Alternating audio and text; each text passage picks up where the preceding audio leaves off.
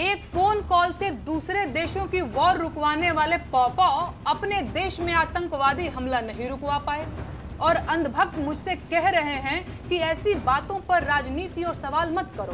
भाजपा का IT cell मुझे देशद्रोही बताकर ट्विटर पर ट्रेंड चला रहा है सिर्फ इसलिए कि मैं देश के प्रधानमंत्री से सवाल पूछती। ये लोग मुझे देशद्रोही इसलिए कह रहे हैं क्योंकि पाकिस्तान के किसी ट्विटर अकाउंट ने मेरा वीडियो कॉपी करके लगा दिया।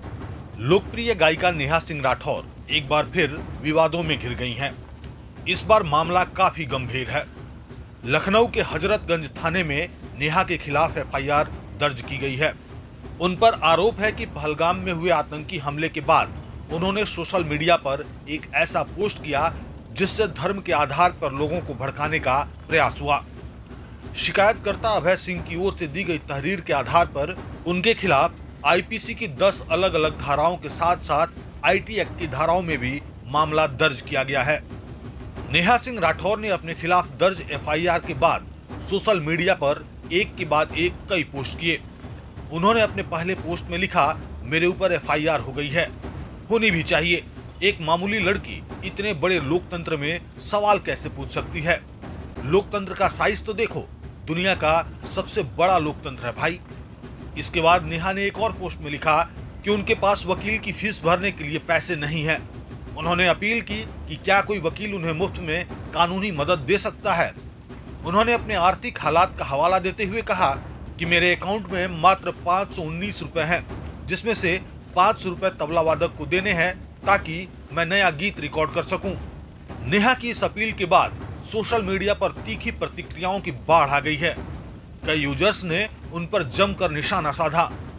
एक यूजर ने तंज करते हुए लिखा, जब केस लड़ने के पैसे नहीं हैं तो फिर बिना सोचे समझे विवादित बयान क्यों देती हो।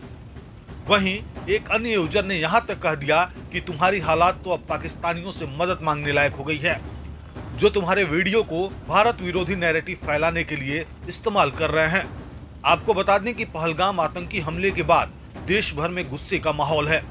इस बीच नेहा सिंह राठौर द्वारा सोशल मीडिया पर डाले गए एक पोस्ट और बयानों को कई लोगों ने देश विरोधी और समाज में वैमनस्य फैलाने वाला बताया। इस वजह से उनके खिलाफ कानूनी कार्रवाई की मांग उठी थी, जो अब एफआईआर दर्ज होने के साथ ही आगे बढ़ चुकी है। फिलहाल नेहा ने अपने बचाव के लिए कानूनी सहायता की गुहार लगाई है, लेकिन सोशल मीडिया पर उनका विरोध और आलोचना लगातार तेज होता जा रहा है। अब देखना यह है कि नेहा सिंह राठौर इस कानूनी लड़ाई को किस तरह से आगे बढ़ाती हैं और उनके खिलाफ दर्ज मामलों में आगे क्या रुख अख्तियार किया जाता है। प्रभातखबर.com